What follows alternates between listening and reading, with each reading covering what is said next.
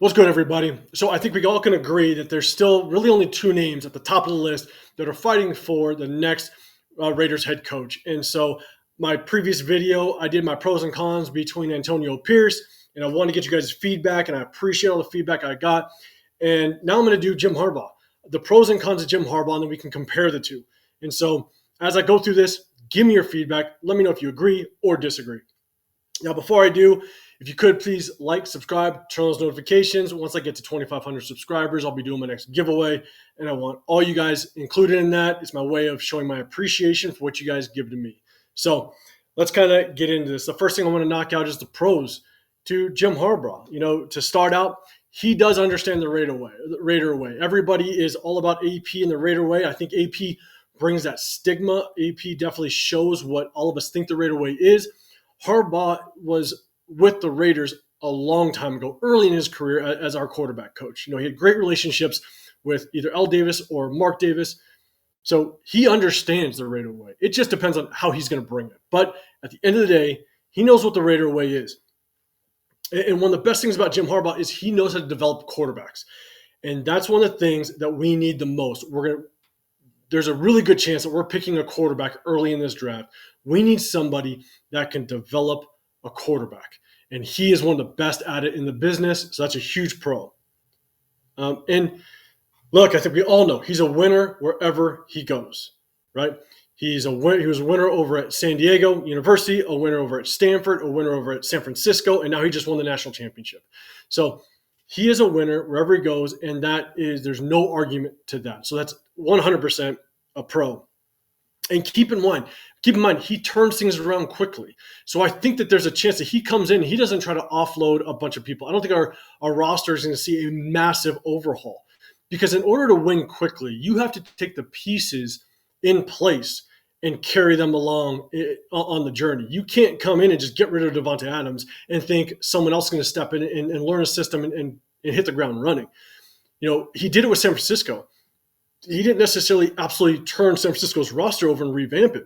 I think he added to the pieces that they had, which allows him to gain success quickly. So that is, in my opinion, a great advantage to Jim Harbaugh. And now, you know, one thing is because he brings that winning culture, because he brings a potential of a championship, Mark Davis might lean towards him. And this is a pro because you got the Las Vegas Aces that are champions. You got the Golden Knights, they're champions. Us as Raiders, we got to become champions. Mark Davis wants so bad to get into that conversation. And Jim Harbaugh gives you a really good chance at doing that based on his history. So that is a huge pro in my mind. And now, the other thing, which I do think is huge, is that wherever he goes, he develops a very good coaching staff. That's the only way that you can create that winning culture and create that winning streak quickly, is that you have a good, solid coaching staff. You see a lot of his guys. I mean, his defensive coordinator over at Michigan is already, you know, getting looks at the NFL. I think his previous defensive coordinator, I think he's the one with the Ravens. Correct me if I'm wrong, but you know, he develops really solid coaching staffs wherever he is. And so that is a huge pro on Jim Harbaugh's side. So let me know in the comments down below. Do you agree with me? Do you think do you agree with the pros that I gave you? And add a couple more if I missed a couple. So now let's go on to the cons, right? The one thing is that winning culture, or not the winning culture, but just he tends to short-live his career at every spot he goes to. Now, short span at San Diego, short span at San Francisco, short span at San Diego, and now he's looking to remove himself from Michigan. Now, I do think that Michigan is a great spot for him only because, you know, there's talks about how quirky he is. It talks about how, you know, some of his ex-players say, look, you either like his personality or you don't. You mesh well or you don't. I do think at Michigan, when you deal with high school kids coming out and they know they're trying to get to the next level and you're a very well-respected coach, I think they put up with it, you know, and maybe he does relate well to those college kids. You know, I don't know that for a fact. Let me know in the comments down below if you do know, but maybe he relates well. But I also think that the alumni probably pours a ton of money in that program and they are winning.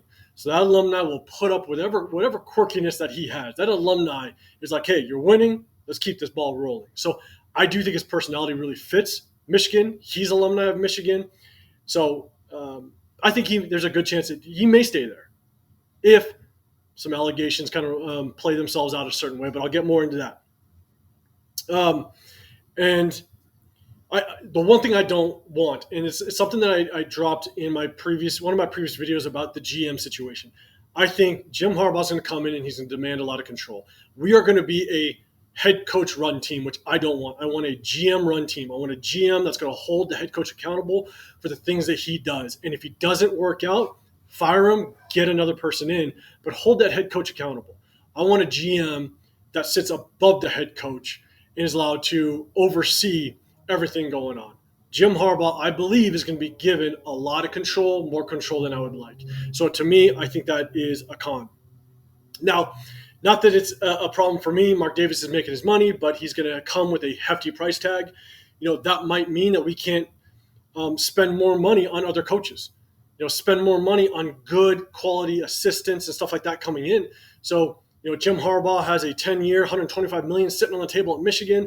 He might want more coming here. I would almost guarantee he's going to want more coming here. So, got to keep that in mind.